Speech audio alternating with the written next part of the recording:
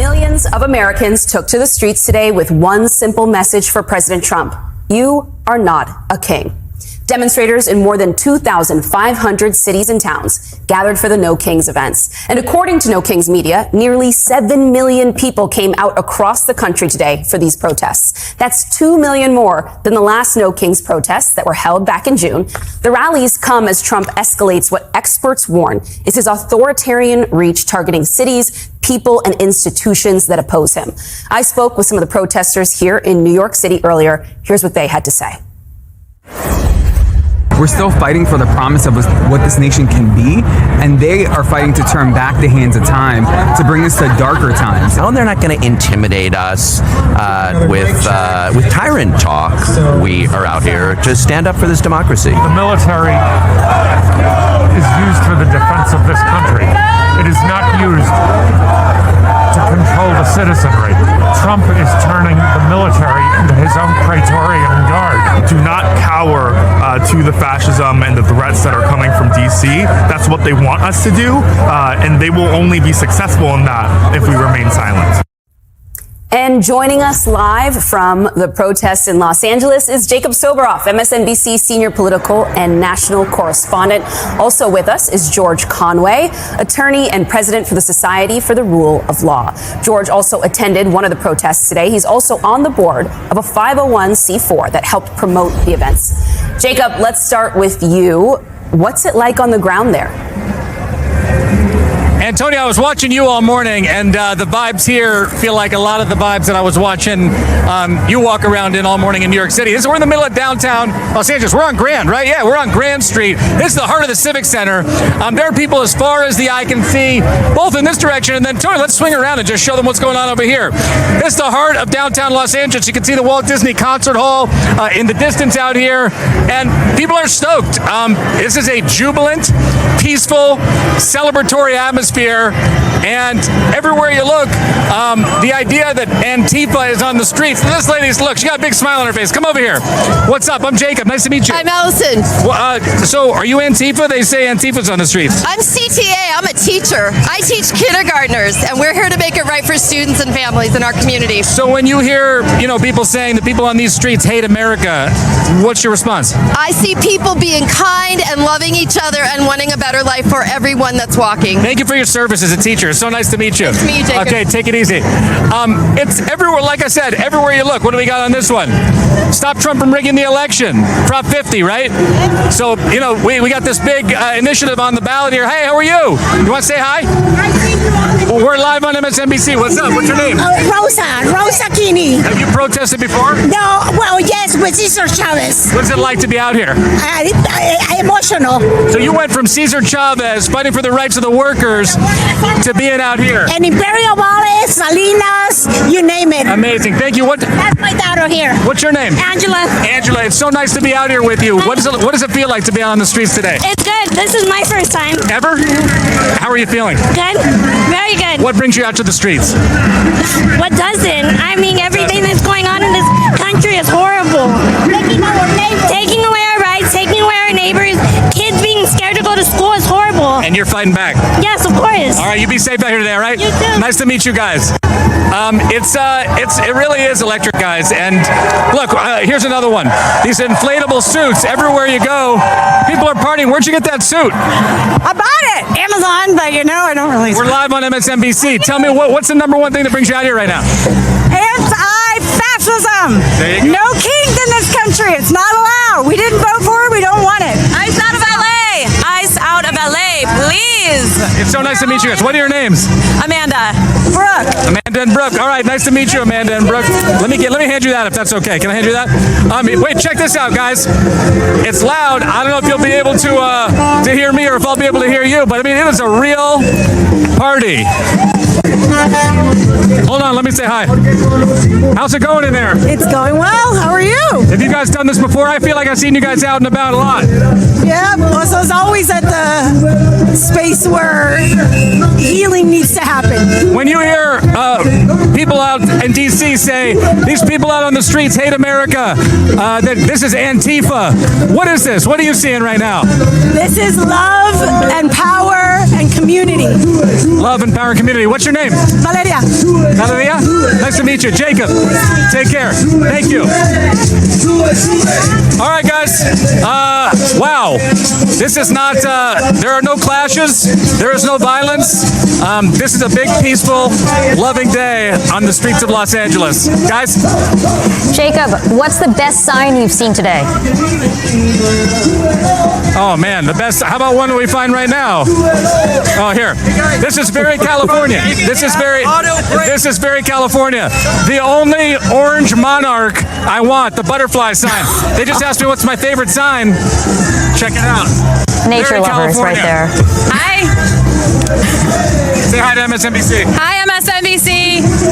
Guys, we love butterflies in California. Who doesn't love butterflies? Jacob, make sure you get a energy bar or a Red Bull for your cameraman. You're really working them hard with all those movements across the protest. Hey, you know, Get your I steps got them in. in my backpack. That's why I brought the backpack. There you go. Stay safe, my friend. We'll check in with you a little bit later. Greatly appreciate it. So, George, we want to check in with you in D.C. Was the vibe in D.C. as much fun as what was happening in L.A.? Or, I mean, I know D.C. has just been a resurrected war zone, but you were there today and you also were in a pretty interesting wardrobe choice, I must say. I feel like you were wearing a T-shirt that was designed to troll Donald Trump.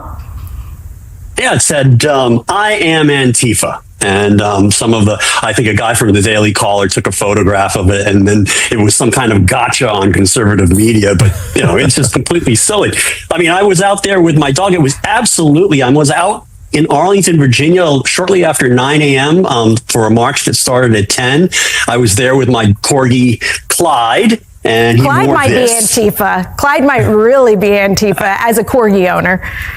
Yeah, he wore this. I also had, yes, and then I also had, just in case you ran into this mornings, I had a bag. Are you showing us your bribes cash on live TV?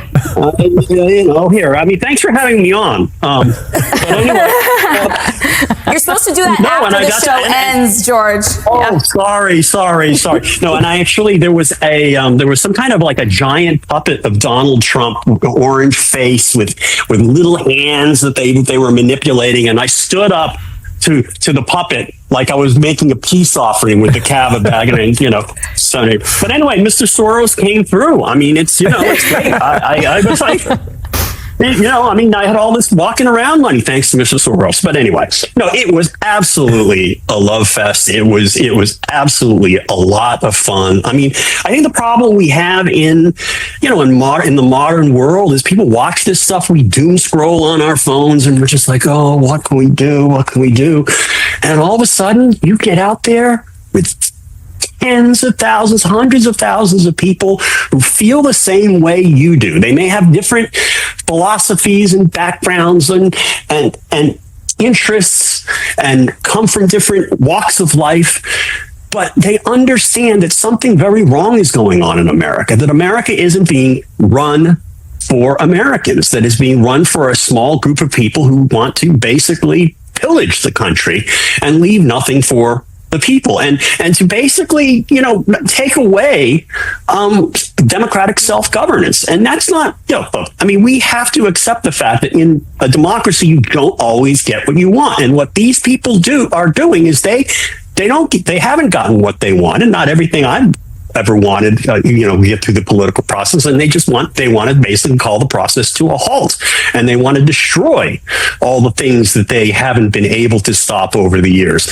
and they want to do it without a popular mandate, and that's just wrong, and that's what unites everybody. And Donald Trump, I mean, what you saw out there wasn't just Democrats. Okay, maybe obviously in New York and DC, it's heavily weighted toward Democrats. But we saw on social media, people in Birmingham, Alabama, people in Boise, Idaho, and places like that, places in smaller towns everywhere. It tells you that people are getting it. They're getting it, and they understand. They're starting to really realize that they can't just sit back. They have to do something because the courts aren't going to save us. Nobody else is going to save us. George, when I was out in New York First of all, there actually were some non-Democrats here in New York City who were out and about, or who maybe were previously not Democrats, but certainly don't identify now as MAGA. And one of the things that I heard people repeat is that they came out today because they're worried that the window to fight is closing, that there's this feeling of urgency right now, that there's been an escalation both with what they've seen with ICE, but also just that they've been surprised by the pace and the success that Trump has had in going after his enemies in just the last couple weeks. So they worry that this window to fight back against authoritarianism is closing right in front of their eyes. Do you, and from your expertise, do you feel like that's true? That we're here right in this moment where that window is closing? Yes and no. And let me see if I can untangle the answer on live TV. I think that if people weren't getting together and doing this at this moment, we would be in big trouble. Because if what has been going on for the past few months and is accelerating isn't enough to trigger a backlash of people saying, this is not what we voted for, this is not consistent with our Constitution, with our laws, with our traditions, and with principles of honor and decency, if they weren't standing up now, then we would be done. We would be done. And that window would close. And I think what's going on here is people were afraid that window was closing because nothing was happening. People weren't getting out in the streets.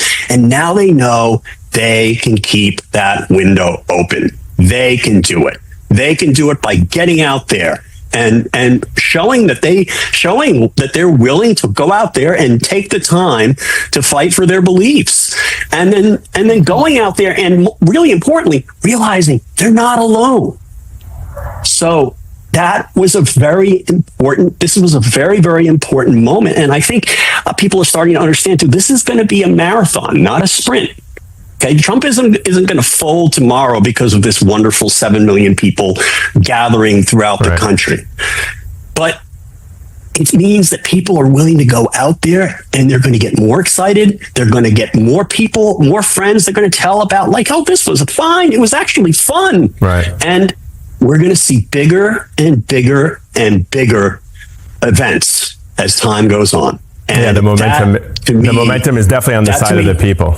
Yeah.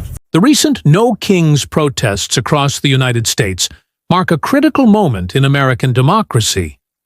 With nearly 7 million people flooding the streets in more than 2,500 cities and towns, citizens sent a loud and clear message to Donald Trump.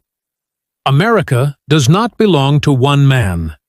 It is not a monarchy, and it will not be ruled by authoritarian whim. For years, Trump has treated the presidency as though it were his personal throne.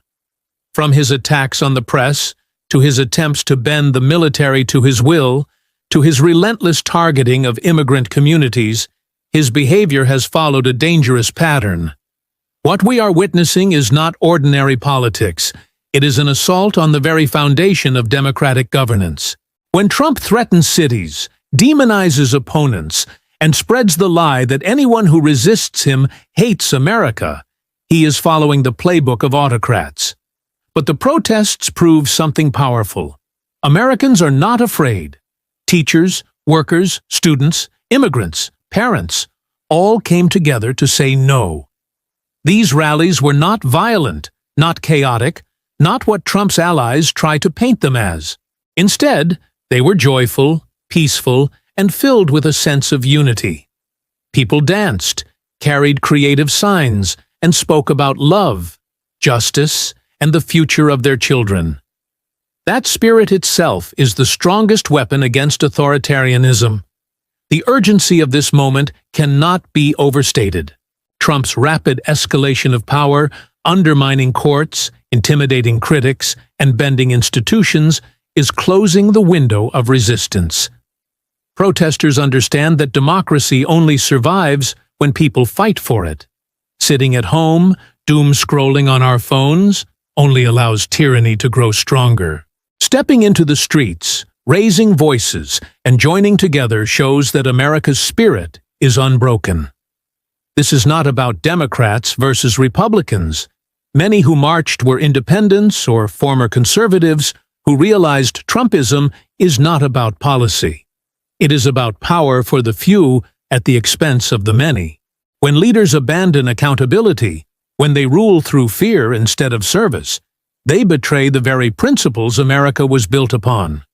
Trump wants to be treated like a king, but kings have no place in this nation. The United States was born in revolution against monarchy, and every generation has a duty to defend that legacy. The protests remind us that democracy is alive, not because leaders protect it, but because people do.